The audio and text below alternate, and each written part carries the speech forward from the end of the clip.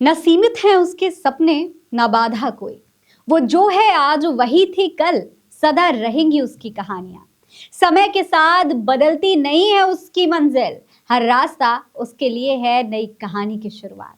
Hello दोस्तों, मेरा नाम फरीन अंसारी है। प्रज्ञा मिश्रा जी के चैनल उल्टा चश्मा यूसी पर एंकरिंग करते हुए, अलग अलग मुद्दों पर बात करते हुए आपने मुझे अक्सर देखा होगा। लेकिन पिछले कुछ महीने से हम गायब थे।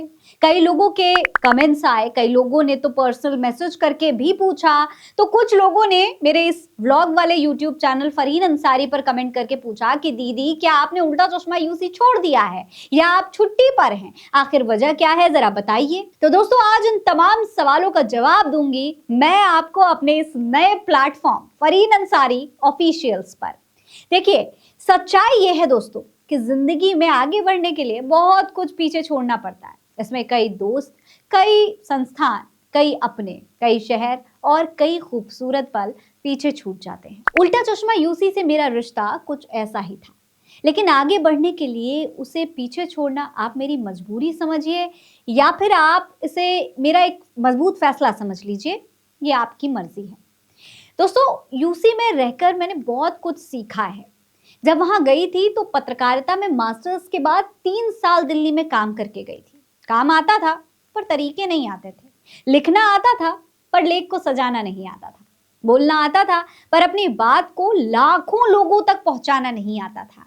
लेकिन भरत सर और प्रज्ञा मैम से ये सब सीखने का मौका मिला। उल्टा चश्मा यूसी से एक नई पहचान मिली। 3 साल तक उल्टा में काम करने के बाद अब दोस्तों जिंदगी की नई शुरुआत करने जा रही हूँ। 27 नवंबर 2024 को अल्हम्दुलिल्लाह मेरा निकाह हो गया। उस वक्त शादी की वजह से 2 महीने की छुट्टी ली थी।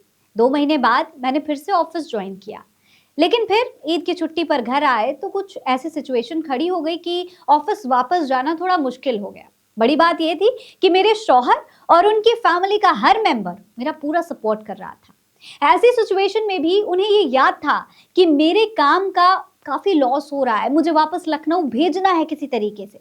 मेरे फादर इन लॉ, जिनकी तबीयत खराब थी, वो खुद मुझे लखनऊ छोड़ने आना चाहते थे ताकि मेरे काम का लॉस ना। उन्हें पता था कि उनकी तबीयत खराब है, लेकिन फिर भी वो 9-10 घंटे का सफर करके नजीबाबाद से लखनऊ मुझे छोड़ने आना चाहते थे। छुट्टियां बढ़ती जा रही थी, ऑफिस से लगातार कॉल आ रहे थे, लेकिन हम वापस नहीं गए। हमें पता था कि इस वक्त फैमिली के साथ रहना जरूरी है। ईद के करीब 15 दिन इसी तरीके से बीत गए। घर पर बैठे थे, लेकिन दिमाग में बहुत कुछ चल रहा था।